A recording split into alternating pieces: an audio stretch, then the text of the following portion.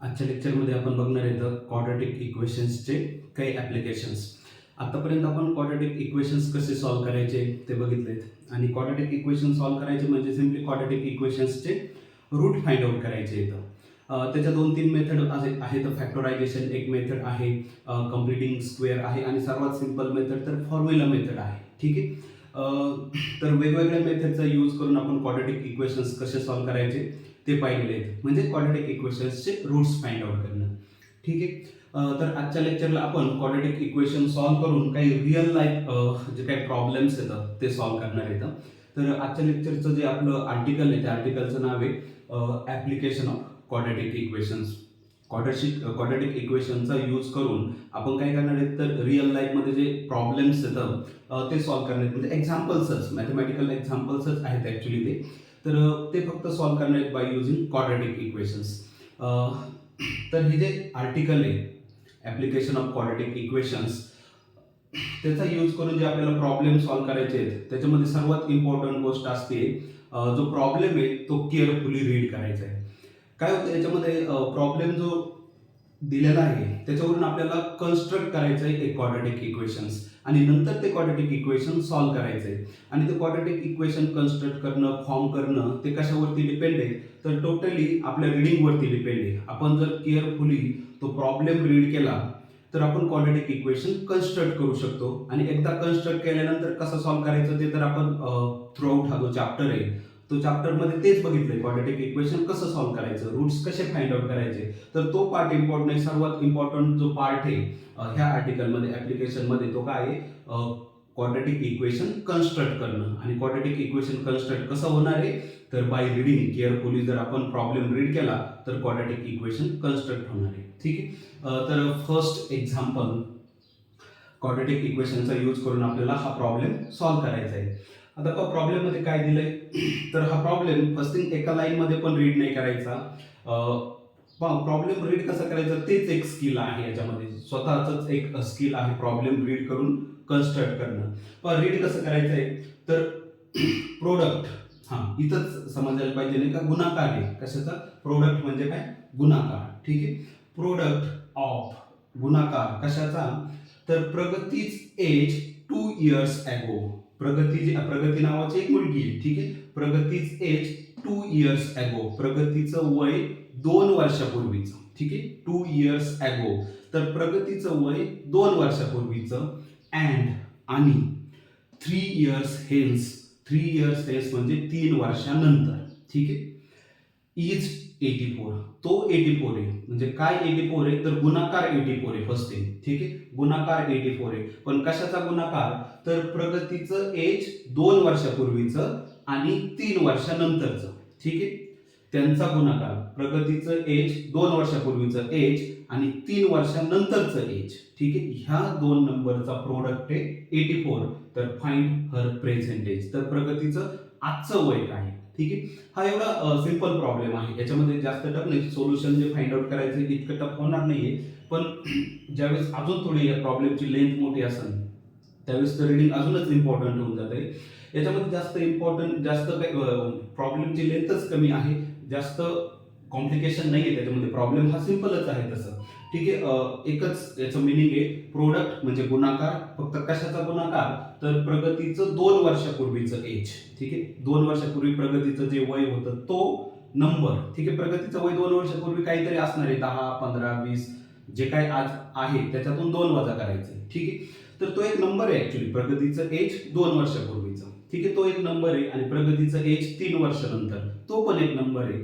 त्या दोन नंबरचा प्रोडक्ट तो 84 आहे. समजा प्रगतीचं वय आता 15 आहे तर 2 वर्षापूर्वी तिचं वय 13 असणार आहे, 3 वर्षापूर्वी तिचं वय 18 असणार आहे. तर ह्या दोन नंबरचा, ठीक आहे, ह्या दोन नंबरचा प्रोडक्ट 84 आहे असं ते गिवन आहे.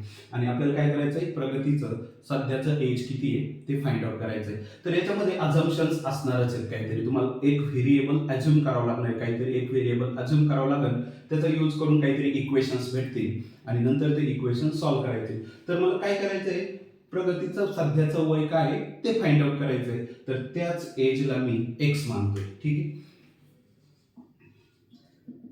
लेट सपोज ॲज्युम, ठीक आहे, मानायचंय. ठीक आहे. Let the present age of प्रगती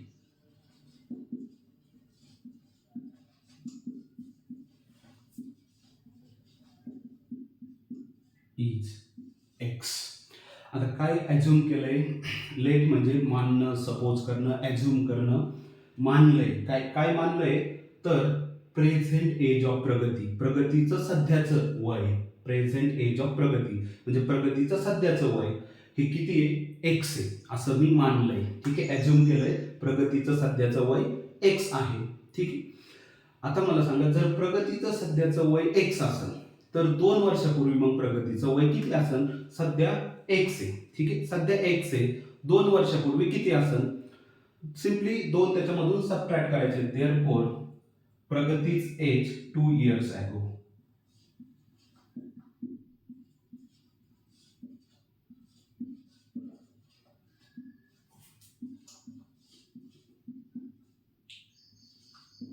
सिम्पली सध्या एक्स आहे.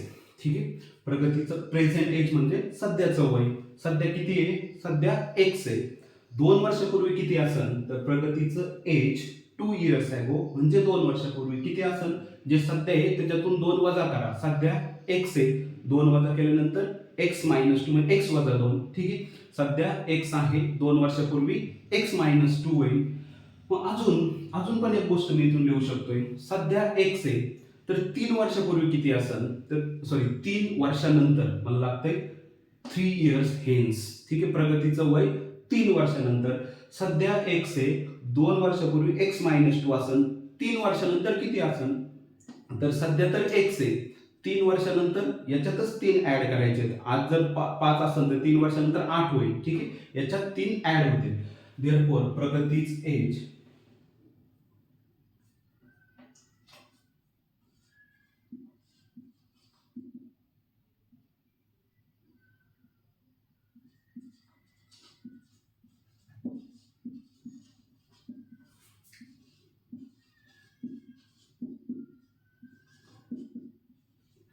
प्रगतीचं वय 3 वर्षानंतर एक्स प्लस 3 होणार आहे.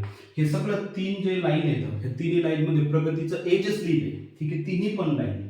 ठीक आहे, तिन्ही पण लाईन याच्यामध्ये काय लिहिलंय, प्रगतीचं एज लिहिलंय. पहिल्या लाईन मध्ये काय लिहिलंय, प्रगतीचं सध्याचं वय, आजचं वय. ठीक आहे, पहिल्या लाईन मध्ये प्रेझेंट एज ऑफ प्रगती, प्रगतीचं आजचं वय हे एक्स, हे पहिल्या लाईन मध्ये. दुसऱ्या लाईन मध्ये प्रगतीचं एज 2 इयर्स अगो, 2 वर्षापूर्वी प्रगतीचं एज, तर ते असणार आहे एक्स मायनस 2, कारण सध्या एक्स आहे म्हणून 2 वर्षापूर्वी एक्स मायनस 2. आणि तिसऱ्या लाईन मध्ये पण प्रगतीचं एजच लिहिलंय, पण तिसऱ्या लाईन मध्ये काय लिहिलंय, प्रगतीच एज 3 इयर्स आहे, 3 वर्षानंतर प्रगतीचं वय काय असेल, सध्या एक्स आहे म्हणून 3 वर्षानंतर एक्स प्लस 3 राहील. आता मला हे प्रॉब्लेम मध्ये काय दिलंय ते रीड करायचंय. तर अकॉर्डिंग टू कंडिशन, ठीक आहे, कंडिशन प्रॉब्लेम मध्ये जी कंडिशन दिली त्याच्यानुसार, आणि काय कंडिशन आहे तर प्रोडक्ट आहे. ठीक आहे, गुणाकार आहे, प्रगतीच्या 2 वर्षापूर्वीचं वय आणि 3 वर्षानंतरचं वय. 2 वर्षापूर्वी एक्स मायनस 2 होतं, 3 वर्षानंतर एक्स प्लस 3 आहे. तर ह्या 2 नंबरचा प्रोडक्ट दिलाय आपल्याला 84. 2 वर्षापूर्वीचं वय, 3 वर्षानंतरचं वय, त्यांचा प्रोडक्ट 2 वर्षापूर्वी एक्स मायनस 2, 3 वर्षानंतर एक्स प्लस 3, या दोन्हीचा प्रोडक्ट आहे 84. देअरफॉर एक्स मायनस 2 हा नंबर म्हणजे 2 वर्षापूर्वीचं वय, आणि एक्स प्लस 3 हा नंबर म्हणजे 3 वर्षानंतरचं वय, हा दोन्हीचा प्रोडक्ट गुणाकार, या दोन्हीचा गुणाकार 84 आहे.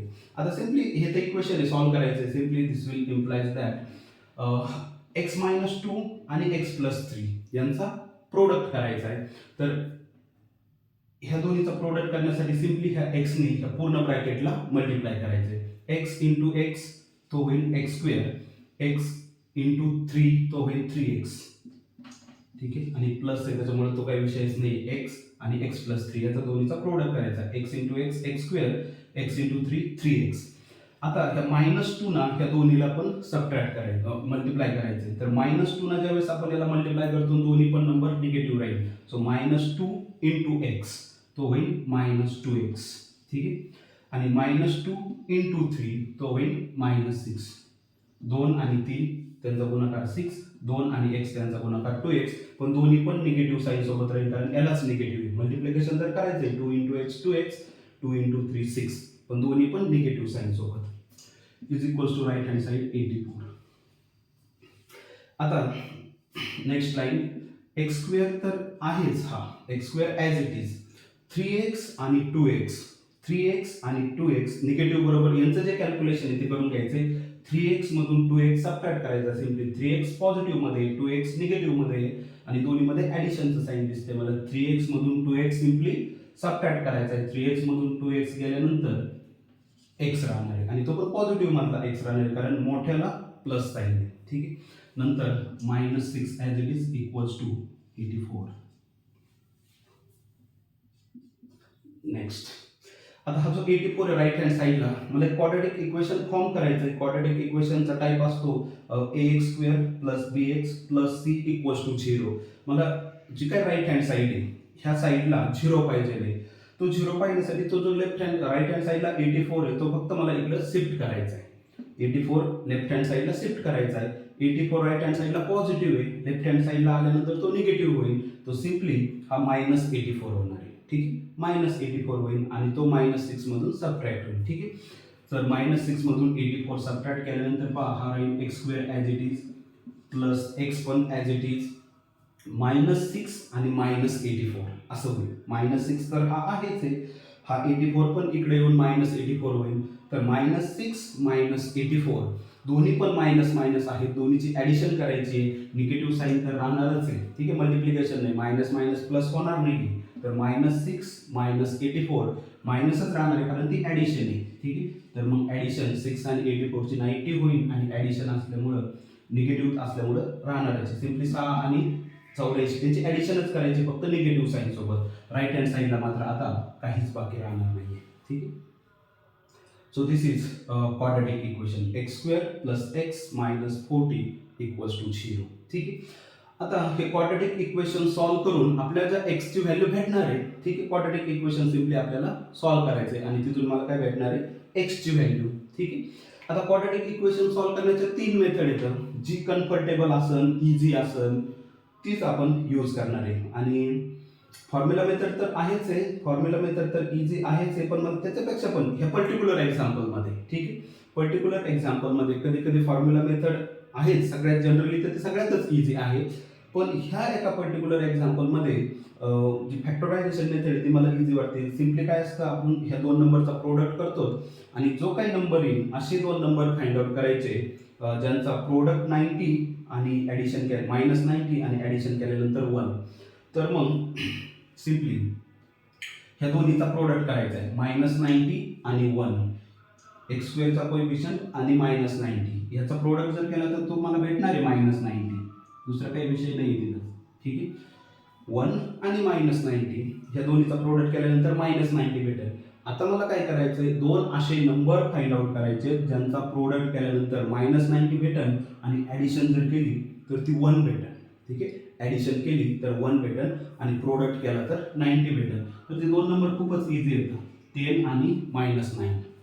ठीक आहे. 10 आणि -9 या दोन्हीचा प्रोडक्ट केला तुम्ही तर तो भेटेल 90. ठीक आहे. 10 आणि 9 तर 90 त्यांचा प्रोडक्ट होईल, पण एक नंबर निगेटिव्ह आहे त्यामुळे प्रोडक्ट निगेटिव्ह राहील -90. आणि ह्या दोन्हीची जर ॲडिशन केली, ठीक आहे, ह्या दोन्हीची ॲडिशन केली तर 10 आणि -9 दोन्हीची ॲडिशन म्हणजे सिम्पली 10 - 9 तो 1 होऊन जाईल. तर हेच 2 नंबर आहेत ते. ठीक आहे. तर फॅक्टरायझेशन मेथड इथं इझी वाटते मला. तर x² आहे ह्या 10x ला ह्या जो 1x आहे त्याला ह्या 2 नंबरच्या मदतीने फक्त स्प्लिट करायचे. हा जो 1x आहे आणि तुम्ही काय देणार आहे 10x - 9x - 90 = 0. ठीक आहे. असं लिहिलं x² + 10x - 9x - 90. फक्त हा जो x होता 1x त्याला 10x - 9x दिलं ह्या 2 नंबरच्या मदतीने. ठीक आहे. आता पहिल्या 2 टर्म मध्ये मला दिसतो x कॉमन आहे. ठीक आहे. पहिल्या 2 टर्म मध्ये x कॉमन आहे. तर ह्या दोन्हीमधून मी x कॉमन घेतला, हा होता x × x कॉमन घेतला, x राहिला, हा होता 10 × x कॉमन घेतला, बाकी फक्त 10 आहे. ठीक आहे. पहिल्या 2 नंबरमध्ये x कॉमन आहे तर तो x कॉमन घेतला, इथं काय बाकी राहिलं, तो x × x होता, x कॉमन घेतला, x बाकी राहिला. हा 10 × x होता, x कॉमन घेतला, 10 राहिला. ठीक आहे. आता ह्या 2 टर्म मध्ये जर बघितलं तर मला तिथं -9 कॉमन दिसतो. ठीक आहे. -9 इंटू एक्स आहे आणि हा 10 काय आहे तर -9 इंटू 10 आहे. ठीक आहे. हा 90 -9 इंटू 10 तर -9 इंटू एक्स आणि हा -90 काय आहे तर -9 इंटू 10 तर -9 इंटू एक्स -9 इंटू 10 दोन्हीमध्ये पण -9 आहे तर तो -9 बाहेर घेतला तर -9 इंटू एक्स तर हा -9 इथं घेतला इथं फक्त एक्स राहिला. ठीक आहे ब्रॅकेटमध्ये हा -90 होता तर -9 इंटू 10 त्यातला -9 तर बाहेर घेतला फक्त 10 बाकी राहील आणि राईट हँड साईडला 0. ठीक आहे. रिमेनिंगचे कॅल्क्युलेशन आहे मी इकडच्या साईडला करतो. हां बाकी याचं तसंही पण असं काही करत राहिलेली नाही पूर्ण पार्टची म्हणजे काम झालेलं आहे. हां तसं मग फक्त आता एक्सची व्हॅल्यू लागते. ह्या इक्वेशनवरून जर बघितलं आपण तर दोन टर्म येतो this x into x plus 10 आणि धिस -9 इंटू एक्स प्लस 10 त्या दोन्ही टर्ममध्ये मला एक्स प्लस 10 कॉमन दिसते. ठीक आहे तर मी तो एक्स प्लस 10 कॉमन घेतला. ठीक आहे ह्या टर्ममध्ये आणि ह्या टर्ममध्ये दोन्हीमध्ये मला एक्स प्लस 10 दिसतोय तर मी तो कॉमन घेतला. मग इथं काय राहिलं ह्या टर्ममधून एक्स प्लस 10 कॉमन घेतला हीच टर्म मला तिथं दिसते फक्त एक्स आणि ह्याच्यामधून एक्स प्लस 10 कॉमन घेतला इथं मला फक्त -9 दिसतोय. ठीक आहे आणि राईट हँड साईडला 0 तर आहेच. ठीक आहे राईट हँड साईडला 0 आहेच.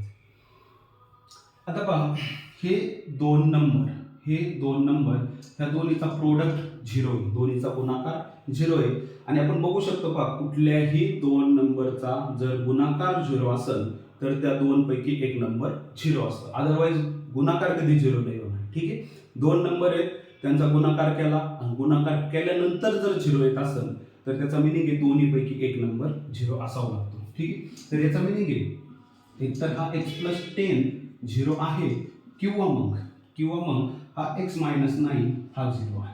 दोन्हीपैकी एक नंबर 0 आहेच आहे. ठीक आहे कारण दोन्हीचा प्रोडक्ट 0 आहे. तर याचा मिनिंग जर x प्लस 10 0 असेल तर x ची व्हॅल्यू आहे -10 और जर x मायनस 9 0 असेल दोन्हीपैकी एक तर पॉसिबल आहेच आहे. जर x मायनस 9 0 असेल तर याचा मिनिंग आहे x इक्वल्स टू 9 आहे. ठीक आहे तर मग मला भेटली x ची व्हॅल्यू. x ची एकतर ही व्हॅल्यू आहे किंवा मग ही व्हॅल्यू आहे. एकतर x ची -10 ही व्हॅल्यू आहे किंवा मग x ची 9 ही व्हॅल्यू आहे. x ची दोनच व्हॅल्यू पॉसिबल आहेत एकतर -10 किंवा मग 9. पण हे x काय आहे तर हे x आहे प्रगतीचं प्रेझेंट एज. x काय आहे तर मी स्टार्टिंगलाच ॲज्युम केलं तर x let the present age of x Pragati is x. ठीक आहे let the present age of Pragati is x. तर तो जो एक्स आहे हा जो एक्स आहे हा एक्स काय आहे तर प्रगतीचं एज आहे. ठीक आहे आणि एज कुठल्याही व्यक्तीचं एज कधीच निगेटिव्ह नसतं. ठीक आहे एज ही कॉन्सेप्ट निगेटिव्ह मध्ये नसते वय आहे ते. ठीक आहे कुठल्याही माणसाचं तुम्ही जर वय मोजलं तर ते वय काय असू शकतं 1 2 3 छोटे बाळ जर असतील त्यांचं वय 1 2 3 असं वर्ष असतं. खूप प्रौढ असले तर 40 50 60 70 असं वय असतं. ठीक आहे कुठल्याही व्यक्तीचं वय काय असतं पॉझिटिव्ह असतं 0 पेक्षा तर मोठंच असतं. कोणाचं वय तुम्ही मोजा. ठीक आहे ते वय काय असतं 0 पेक्षा मोठंच असतंय. कोणाचंच वय निगेटिव्ह नाही. निगेटिव्ह वय ही कॉन्सेप्टच नाही. जसं वजन एखाद्या माणसाचं निगेटिव्ह नसतं हाईट एखाद्या माणसाची निगेटिव्ह नसते. हाईट मोजा ती 0 पेक्षा जास्तच बरं. वजन मोजा 0 पेक्षा जास्तच वजन. वय मोजा 0 पेक्षा जास्तच बरं. इथे वय जे आहे ते कुठल्याच व्यक्तीचं वय निगेटिव्ह नसतं. मग हे तर x इक्वल्स टू -10 आहे मग प्रगतीचं वय -10 असेल का. ठीक आहे तर हेच एक पॉसिबिलिटी आहे वय कधीच निगेटिव्ह नसतं. ठीक आहे याच्यावरून मी लिहू शकतो बट एज जे वय असतं इज नॉट निगेटिव्ह. वय जे असतं ते कधीच निगेटिव्ह नसतं. कुठल्याही व्यक्तीचं वय कधी निगेटिव्ह नसतं. ठीक आहे मग हे -10 ही पॉसिबिलिटी तर रिमूव्ह झाली कारण हे -10 वय आहे तर एक्सची ही जी -10 पॉसिबिलिटी आहे ही रिमूव्ह झाली. एक्सच्या ह्या दोन पॉसिबिलिटी होत्या त्याच्यातली ही पॉसिबिलिटी कट झाली. मग एकच पॉसिबिलिटी बाकी आहे. देअरफॉर हे जे आहे x इक्वल्स टू 9 हीच एक्सची ॲक्च्युअल व्हॅल्यू आहे आणि तेच प्रगतीचं प्रेझेंट एज आहे. देअरफॉर प्रगतीज प्रेझेंट एज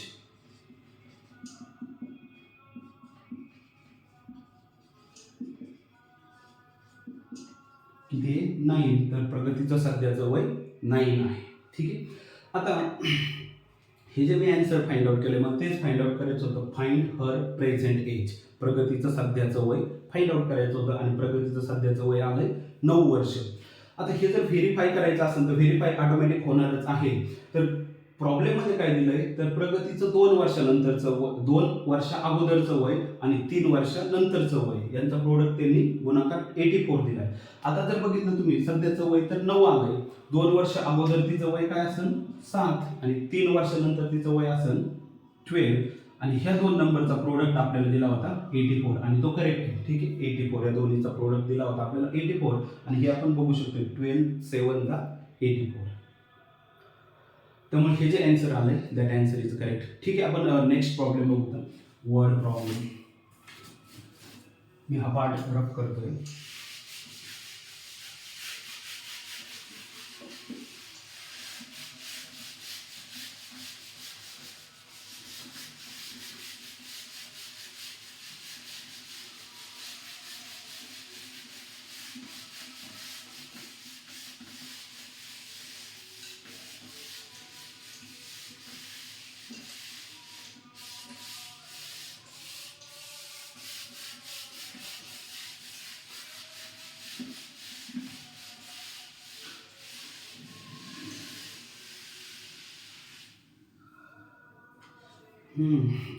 ॲप्लिकेशन मी अगोदर सांगितलं सर्वात इम्पॉर्टंट पार्ट काय आहे तर रीडिंग करणं. नेक्स्ट एक्झाम्पल आपण घेऊ.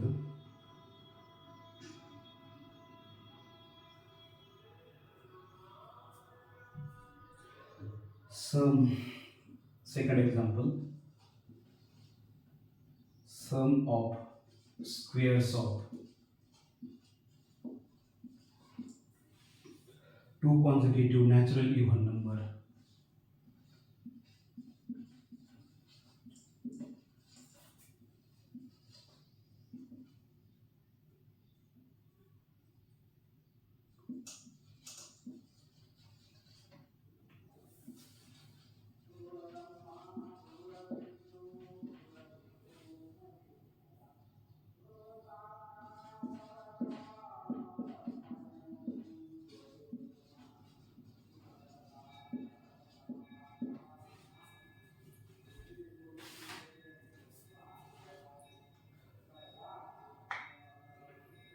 Next example, application of quadratic equations.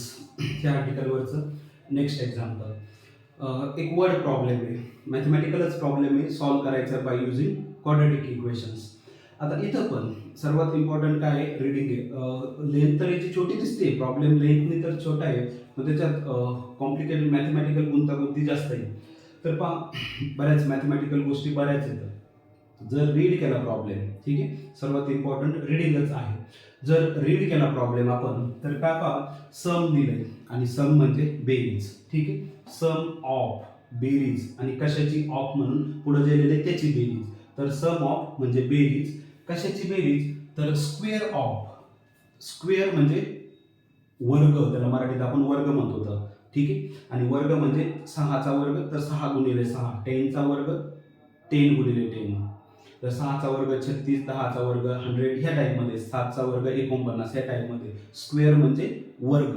ठीक आहे, आणि वर्ग कसा फाइंड आउट करतात तर त्याच नंबरनी दोनदा गुणायचं फक्त. 6चा वर्ग 6 गुणिले 6 36, 5चा वर्ग 5 गुणिले 5 25, 4चा वर्ग 4 गुणिले 4 16 ह्या पद्धतीनं, 9चा वर्ग 9 गुणिले 9 81 ह्या टाईपमध्ये. ठीक आहे, तर सम दिली बेरीज आणि बेरीज कशाची तर स्क्वेअर आणि स्क्वेअर ऑफ. तर स्क्वेअर पण कशाचा तर 2 कॉन्सिक्युटिव्ह नॅचरल इव्हन नंबर. ठीक आहे, तर 2 कॉन्सिक्युटिव्ह, तर कॉन्सिक्युटिव्ह म्हणजे सलग येणारे, एकानंतर एक लगेच. ठीक आहे, आता सलग नंबर्स म्हणजे कसे तर आणि ते पण नॅचरल नंबर येतं आणि मोरोवर इव्हन पण दिलंय, समसंख्या.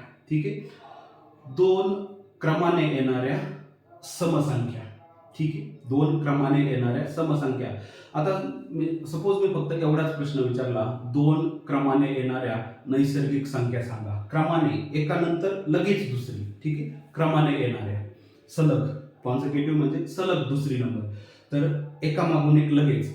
तर सपोज 6 नंबर आहे, 6 हा नॅचरल नंबर आहे. ठीक आहे, 6 ही एक नैसर्गिक संख्या आहे, 6 हा एक नॅचरल नंबर आहे. 6 नंतर येणारा लगेच नेक्स्ट नॅचरल नंबर, तर 6 नंतर येणारा नेक्स्ट नॅचरल नंबर 7 आहे लगेचच. ठीक आहे, त्याच्यानंतर क्रमाने येणारा लगेचच पुढचा, तर तो कोण आहे 7 आहे. 6 नंतरचा नेक्स्ट. 100 नंतरचा नेक्स्ट नॅचरल नंबर कॉन्सिक्युटिव्ह लगेचच येणारा, तर तो 101 आहे. 99 नंतर 100, सपोज 36 आहे. 36 नंतर येणारा नेक्स्ट नॅचरल नंबर काय होणार आहे, तर 37 आहे नेक्स्ट नॅचरल नंबर. तर हा जो कॉन्सिक्युटिव्ह वर्ड आहे, कॉन्सिक्युटिव्ह म्हणजे काय, टू कॉन्सिक्युटिव्ह म्हणजे दोन लगेचच क्रमाने येणाऱ्या, दोन क्रमाने येणाऱ्या नैसर्गिक समसंख्या. ठीक आहे. आता मात्र इथं थोडं वेगळं आहे. दोन क्रमाने येणाऱ्या नैसर्गिक समसंख्या. आणि समसंख्या म्हणजे पहा, ज्या संख्येच्या शेवटी 2, 4, 6, 8 आणि 0 असते त्याला आपण समसंख्या म्हणतो. किंवा दुसरी पण डेफिनेशन आहे, ज्या संख्येला 2 ने भाग जातो त्याला आपण समसंख्या म्हणतो. आणि बाकीच्या त्या सगळ्या विषम संख्या असतात, ऑड नंबर्स असतात. ठीक आहे. तर इव्हन नंबर म्हणजे समसंख्या, ऑड नंबर म्हणजे विषम संख्या. ठीक आहे. आता मी इव्हन नंबर्स लिहितोय जे नंतर क्रमाने येतात. पहिला जो असतो नॅचरल नंबर जो इव्हन आहे, तर 2, 4, 6, 8, 10, 12 हे सगळे काय येतं, इव्हन नंबर्स येतं. ठीक आहे. इव्हन नंबर्स येतं, समसंख्या आहेत आणि ह्या मात्र क्रमाने येत आहेत. 2 नंतरची दुसरी लगेच, 2 नंतर येणारी लगेच जी दुसरी समसंख्या आहे ती 4 आहे. 4 नंतर जी नेक्स्ट इव्हन नंबर येतो काय 6 आहे, लगेचच क्रमाने येणारा. ठीक आहे. 6 नंतर लगेच 8, 8 नंतर लगेच 10, 10 नंतर लगेच 12. पण या लगेच येणाऱ्या मध्ये यांच्यात 3 दिसतोय पण तो सम नाहीये. ठीक आहे. 2 नंतर 4 ही काय लगेच येणारी, 2 नंतर लगेच जी क्रमाने येणारी पुढची समसंख्या कोण आहे 4 आहे. 4 नंतर लगेच येणारी पुढची समसंख्या 6, 6 नंतर 8, 8 नंतर 10. तर याला म्हणते consecutive natural even number, consecutive क्रमाने येणाऱ्या समसंख्या. आणि नॅचरल जर कॉन्सिक्युटिव्ह ऑड नंबर जर बघायचे असतील तर 1, 3, 5, 7, 9, 11 हे आपण काय येतं लगेचच येणारे क्रमाने येणारे येतं, पण विषम संख्या येतं. याच्यामध्ये 2 आहे, 4 आहे, 6 आहे, पण त्या समसंख्या आहेत. तर क्रमाने येणाऱ्या विषम संख्या लगेचच पुढची पुढची पुढची ह्या टाईपमध्ये, तर याला म्हणते 2 कॉन्सिक्युटिव्ह नॅचरल इव्हन नंबर. तर आपल्याला असं दिलंय पहा, सम आहे फर्स्ट थिंग, आणि कशाची सम आहे तर स्क्वेअर आहे, स्क्वेअर. ठीक आहे. बेरीज पण कशाची बेरीज तर square of two consecutive natural even number, 2 क्रमाने येणाऱ्या विषम संख्या, 2 क्रमाने येणाऱ्या समसंख्या. ठीक आहे. 2 क्रमाने येणाऱ्या समसंख्या त्यांचा स्क्वेअर आणि त्याची बेरीज दिली आहे. ठीक आहे. एवढे कॉम्प्लिकेटेड आहेत हे गोष्टी आहेत त्याच्यामध्ये. फर्स्ट थिंग काय 2 क्रमाने येणाऱ्या समसंख्या, एक समसंख्या त्याच्यानंतरची दुसरी समसंख्या क्रमाने येणारी. ठीक आहे. तर त्या 2 क्रमाने येणाऱ्या ज्या समसंख्या आहेत त्यांचा स्क्वेअर, त्यांचा वर्ग आणि त्याची बेरीज आपल्याला दिली आहे 244. म्हणजे फॉर एक्झाम्पल पहा, एक समसंख्या घेतली मी, लेटेस्ट से 60 ही एक समसंख्या आहे. ठीक आहे. याच्यानंतर येणारी नेक्स्ट लगेचच क्रमाने येणारी दुसरी समसंख्या. ठीक आहे. तर ती 80 आहे. तर अगोदर तर काय लागतंय अशा 2 कॉन्सिक्युटिव्ह नॅचरल इव्हन नंबर. ठीक आहे. 2 कॉन्सिक्युटिव्ह 2 क्रमाने येणाऱ्या समसंख्या. ठीक आहे. अशा 2 संख्या, नंतर याचा स्क्वेअर. ठीक आहे. याचा स्क्वेअर 16 गुणिले 16 256 आणि 18 गुणिले 18 324 याचा स्क्वेअर. ठीक आहे. 2 फर्स्ट थिंग कशा कॉन्सिक्युटिव्ह इव्हन नॅचरल नंबर, क्रमाने येणाऱ्या समसंख्या. तर त्या 2 संख्या त्यांचा स्क्वेअर. ठीक आहे. यांचा स्क्वेअर आणि ह्या दोन्हीची सम. ठीक आहे. ह्या दोन्हीची सम ती आपल्याला दिली आहे 244. हे मी फक्त एक्झाम्पल घेतोय. ठीक आहे. त्या 2 संख्या आपल्याला फाइंड आउट करायच्या आहेत, पण समजण्यासाठी फर्स्ट थिंग काय लागतं 2 क्रमाने येणाऱ्या समसंख्या. ठीक आहे. नंतर त्यांचा स्क्वेअर. ठीक आहे. आणि त्यांची बेरीज आपल्याला 244 दिली आहे. ठीक आहे. सम दिली आहे, बेरीज दिली आहे कोणाची स्क्वेअर वर्ग, पण कोणाचा वर्ग तर ज्या 2 क्रमाने येणाऱ्या नैसर्गिक समसंख्या आहे त्यांचा स्क्वेअर आणि त्याची बेरीज 244. तर असं दिलंय आपल्याला ते 2 नंबर फाइंड आउट करायचे. ठीक. फर्स्ट थिंग कुठलीही समसंख्या कशी लिहिता येतात तर 2n, कारण कुठलीही समसंख्या जी असते ती 2च्या पाड्यातली असते, 2 इंटू समथिंग लिहिता येते. ठीक आहे. तर मला काहीतरी तर अझम्पशन करायचंच आहे. मला काय ते 2 नंबर्स फाइंड आउट करायचे. कुठले 2 नंबर्स येतं जे सम येतं, क्रमाने येणारे येतं आणि त्यांचा स्क्वेअर केला आणि त्या स्क्वेअरची बेरीज केली तर 244 आहे. असं काही सगळं तरी एक्झाम्पल आहे. दोन समसंख्या फर्स्ट थिंग कशा क्रमाने येणार आहे, ठीक आहे. त्या दोन्ही समसंख्याची स्क्वेअर करायचा, ठीक आहे. आणि त्या स्क्वेअर जो केला वर्ग, त्या वर्गाची बेरीज करायची आणि ती 244 आहे, ठीक आहे. आणि आपल्याला ते दोन नंबर फाइंड आउट करायचे. तर फर्स्ट थिंग मला अझम्पशन करावं लागणार आहे. आणि मी काय अझ्युम करतोय, लेट मानायचंय. आणि काय मानावं लागेल तर त्या ज्या दोन कॉन्सिक्युटिव्ह नॅचरल इव्हन नंबर आहे ते दोन संख्या मला मानावं लागतात. आणि मी आता जस्ट डिस्कशन केलंय, ज्या समसंख्या असतात त्या कशा असतात, 2 इंटू समथिंग, दोनच्या पाड्यात असतात. तर let 2n and 2 into n plus 1, ठीक आहे. Be 2 consecutive even number.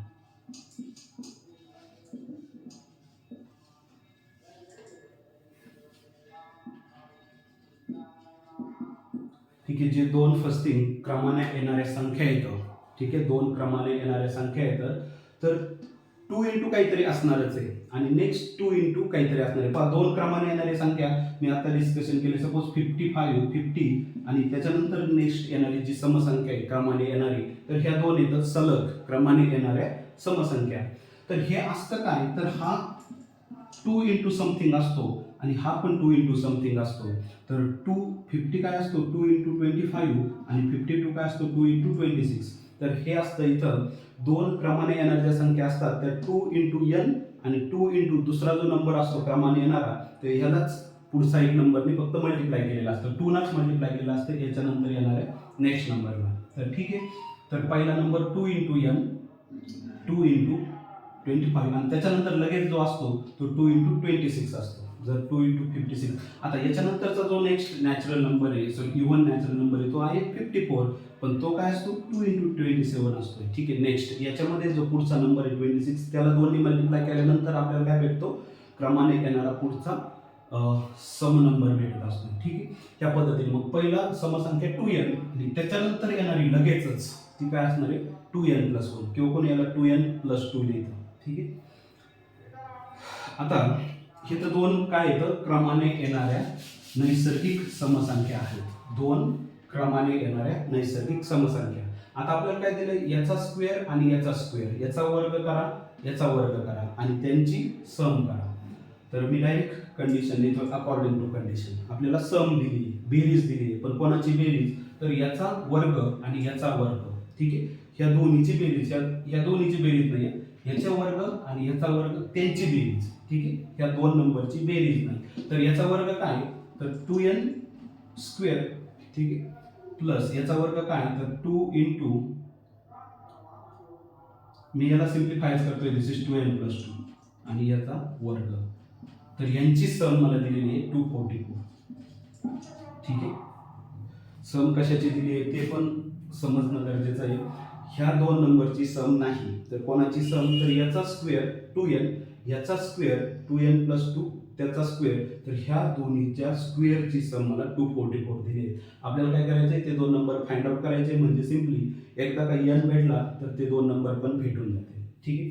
तर मी स्क्वेअर काय येतोय तो सिम्प्लिफाय करतोय, 2n चा स्क्वेअर आहे, ठीक आहे. म्हणजे 2n इंटू 2n, म्हणजे काय 2n इंटू 2n ह्या टाईपमध्ये, ठीक आहे. 2 इंटू n तर आहेच आहे, 2 इंटू n आहेच आहे, त्याचा स्क्वेअर म्हणजे 2n ला परत 2n मल्टिप्लाय करायचं आहे, 2n इंटू 2n. आणि हे काय आहे, तर 2n प्लस 2 आणि 2n प्लस 2 यांचा प्रोडक्ट, 2n प्लस 2 चा परत एकदा त्याच्याबरोबर मल्टिप्लाय करायचं आहे, दिस इज इक्वल टू 244, ठीक आहे.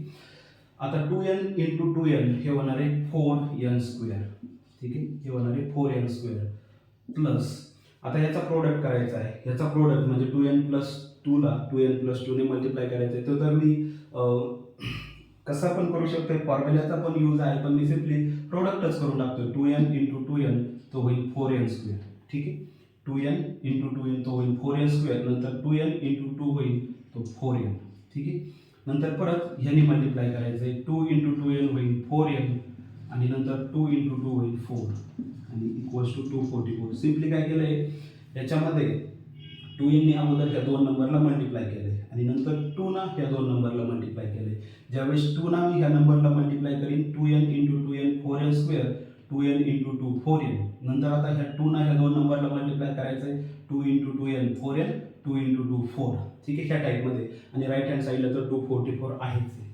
आता मी ते कॅल्क्युलेशन करतो. एन स्क्वेअरच्या ज्या टर्म आहेत त्या ॲड करतोय. हा 4n स्क्वेअर आहे आणि हा परत 4n स्क्वेअर आहे.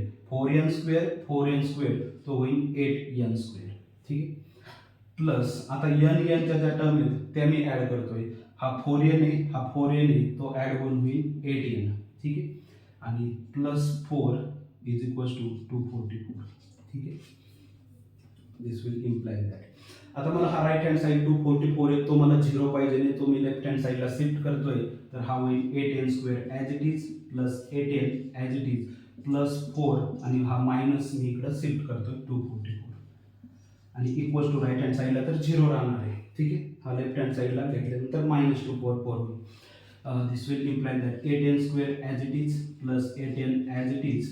आणि आता 244 मधून हा 4 सबट्रॅक्ट करायचा आहे आणि निगेटिव्ह साईन सोबत. ठीक आहे, एक साईन निगेटिव्ह एक साईन पॉझिटिव्ह. मोठ्या नंबरमधून छोटा नंबर सबट्रॅक्ट करायचा आणि मोठ्या नंबरचं साईन द्यायचं आहे.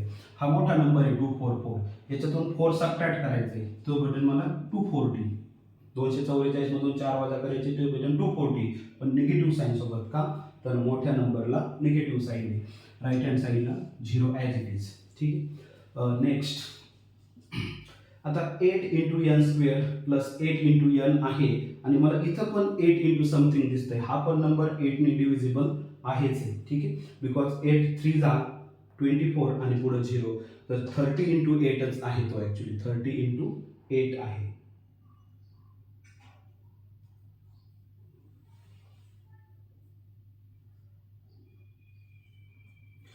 राईट हँड साईडला तर मी काय करतोय, 8 थ्रूआउट सगळ्यामधून कॉमन घेतोय. ठीक आहे, 8 कॉमन घेतला. ठीक आहे, 8 इंटू n स्क्वेअर आहे, इथं फक्त n स्क्वेअर राहिला. 8 इंटू n आहे, इथं फक्त n राहिला. ठीक आहे, 8 इंटू n स्क्वेअर 8 बाहेर घेतला n स्क्वेअरच राहिला. 8 इंटू n 8 बाहेर घेतला nच राहिला. आणि इथं तो काय आहे 240 आहे, पण 240 म्हणजे 8 इंटू 30 आहे, तर तो 8 बाहेर घेतलाय आणि 30 इथं बाकी आहे. राईट हँड साईडला 0. ठीक आहे, आता हा पार्ट रब करतो.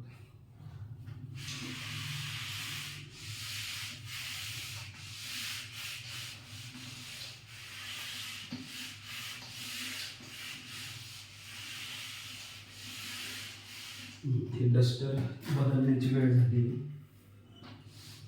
हे मला इझी वाटतं.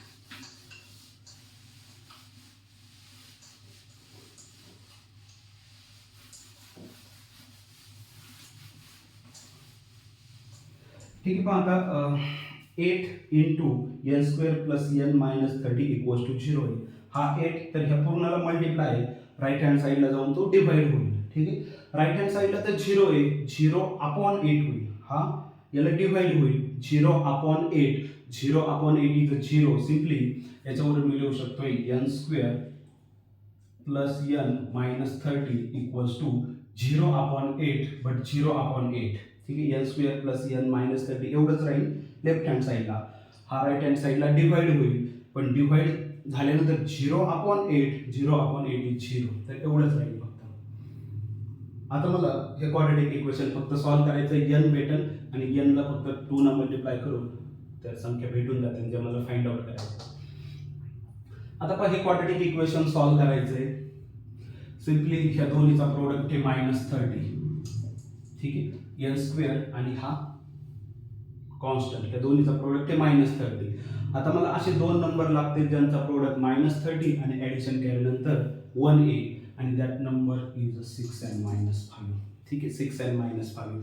6 5 जा 30, दोन्हीचा प्रोडक्ट केल्यानंतर 30 होईल निगेटिव्ह साईन सोबत, कारण एकाला निगेटिव्ह साईन आहे एकाला पॉझिटिव्ह साईन आहे. प्रोडक्टमध्ये निगेटिव्ह साईन राहील. 6 इंटू -5 इज -30. ठीक आहे, आणि दोन्हीची जर ॲडिशन केली तर ती येणार आहे 1. ठीक आहे, तर this will imply that n square as it is plus हा जो n आहे तो मी n ह्या दोन नंबरच्या मदतीने लिहितोय 6n minus 5n minus 30 equals to 0. ठीक आहे, असा लिहितोय.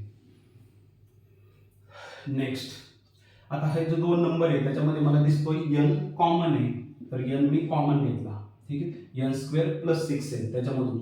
आता हा n स्क्वेअर होता n इंटू n, त्याच्यातला n कॉमन घेतला, फक्त nच बाकी आहे. हा तर 6 इंटू एन होता, त्यातला एन कॉमन घेतला, फक्त 6 बाकी आहे. आता ह्या दोन टर्ममध्ये मला -5 कॉमन दिसतोय, कारण -5 इंटू एन आहे आणि हा जो -30 आहे तर -5 इंटू 6 आहे. तर मग -5 मी कॉमन घेतला, -5 इंटू एन, तर -5 कॉमन घेतला, बाकी इथे फक्त एन राहिला.